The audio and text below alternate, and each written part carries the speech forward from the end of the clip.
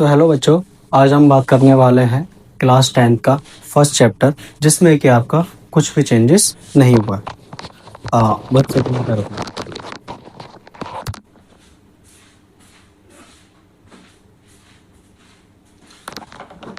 तो हम बात करने वाले थे किसकी?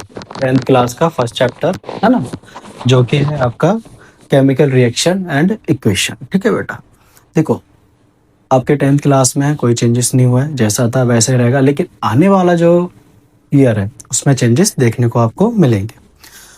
तो पहली चीज जो आती है कि केमिकल रिएक्शन एंड इक्वेशन क्या है। ठीक है जी। तो फर्स्ट ऑफ ऑल कि आपको ये पता होना चाहिए कि बेटा केमिकल रिएक्शन एंड इक्वेशन है क्या, आप चैप्टर में पढ़ने क्या वाले हो, है ना। तो सबसे पहले केमिकल रिएक्शन क्या होती है, देखो सिंपल वे में आज समझेंगे आप। ठीक है, बिल्कुल इजी वे जो आपको अच्छे से समझ आएगा। ठीक है, तो पहला है आपका केमिकल रिएक्शन। केमिकल रिएक्शन क्या होता है, देखो केमिकल रिएक्शन बेसिकली क्या है। Chemical reaction is a process in which, chemical reaction उसे कहते हैं जिसके अंतर्गत कि वन और मोर सबस्टांस, एक या एक से ज्यादा सबस्टांस, या बोल सकते हैं पदार्थ, ठीक है जी, चेंज इनटू न्यू सबस्टांस, जो किस में होते हैं, एक नए सबस्टांस में बदलेंगे। ठीक है जी, यानी कि आपने कोई भी रिएक्शन करी और उसमें कोई एक प्रोडक्ट हो सकता है या दो हो सकते हैं, मतलब सॉरी, कोई भी आपका एक सबस्टांस हो सकता है, यहाँ पर दो सबस्टांस हो सकते हैं, और वो क्या करेगा, किस में चेंज होगा, दो या दो से अधिक, एक नया फॉर्मेशन बनेगा। ठीक है, तो a new substance is formed, जिसकी प्रॉपर्टी जो होंगी पहले वाले से बिल्कुल अलग होंगी। जैसे कि हमको पता है कि आपका जो भी रिएक्शन होती है बेटा, उसमें सबसे पहले रिएक्टेंट होते हैं, उसके बाद आपका क्या होता है, प्रोडक्ट होता है, राइट। तो जो रिएक्शन यानी कि जैसे रिएक्टेंट जिसमें पार्टिसिपेट किया और प्रोडक्ट, ये क्या होगा, इससे बिल्कुल ही अलग होगा, है ना। जैसे कि आपका एग्जांपल के तौर पर अगर सिंपल वे में समझें, दही का जमना, है ना, प्रॉपर्टी देखो बिल्कुल अलग होती है। आप दूध को जमाते हो, दही बनता है, बिल्कुल अलग होती है। ठीक है, और इसको अगर दूसरा एग्जांपल लेना चाहें तो आपका है आयरन।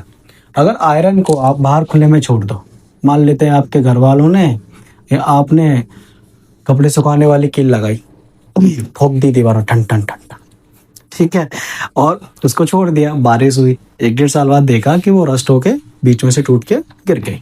ऐसा क्यों हुआ?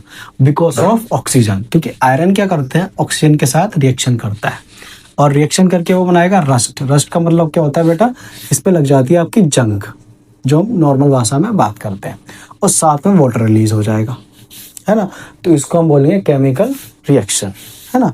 आप यहाँ पर ये बोल सकते हैं कि जंग लग गई, लोहा खराब हो गया भाई साहब जी, है ना, क्योंकि आपने बाहर छोड़ दिया। एक्चुअली में बाहर इसलिए खराब नहीं हुआ कि आपने बाहर छोड़ दिया, ना ना ना ना ना, खराब इसलिए हुआ क्योंकि उसने ऑक्सीजन के साथ रिएक्शन कर ली, है ना। क्योंकि देखो यहाँ पे जो आयरन था वो एक्चुअल में क्या था, बिल्कुल चेंज हो गया, रस्ट बन गया, अब वो आयरन बचा ही नहीं।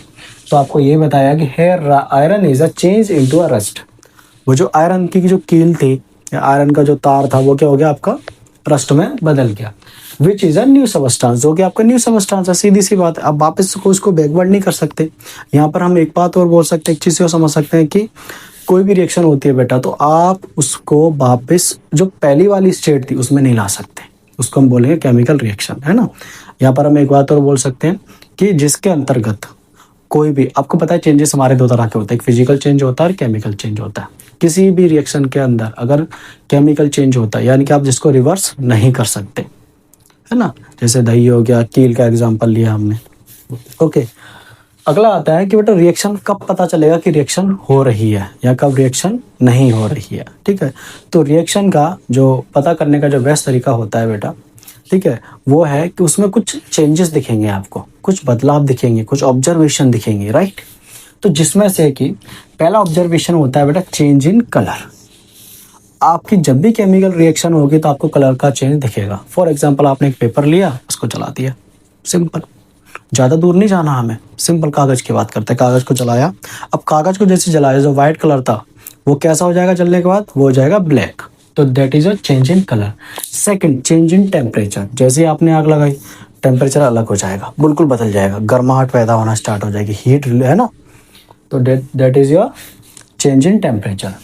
थर्ड इज कि गैस प्रोड्यूस, आपने देखा होगा बेटा जब भी आप कागज़ को जलाते हो, है ना, तो कागज़ को जब जलाते हो तो उसमें से गैस भी निकलती है ना, तो गैस रिलीज होगी, चाहे वो कोई सी भी हो।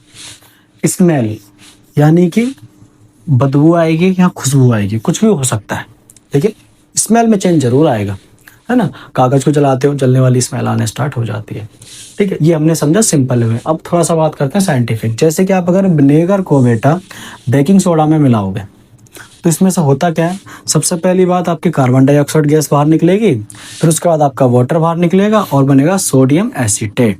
क्या बनेगा? सोडियम एसीटेट, ठीक है जी। अब आप देखोगे कि जब आप विनेगर और बेकिंग सोडा को जब मिलाते हैं तो उसमें से ना बबल्स आते हैं छोटे छोटे। वो बबल्स पता है क्यों आते हैं? Because of this gas, carbon dioxide की वजह से, CO2। किसकी वजह से आएगा? CO2 की वजह से आपका जो है वो बबल्स पैदा होते हैं। तो आपका नोट में बेटा यही लिखा है कि you can see the bubbles, आपको बबल्स दिखते हैं क्योंकि CO2 गैस जो है उसके अंदर क्या होती है, प्रोड्यूस हो रखी होती है, यहाँ पर उसमें प्रोड्यूस होती है, ठीक है जी।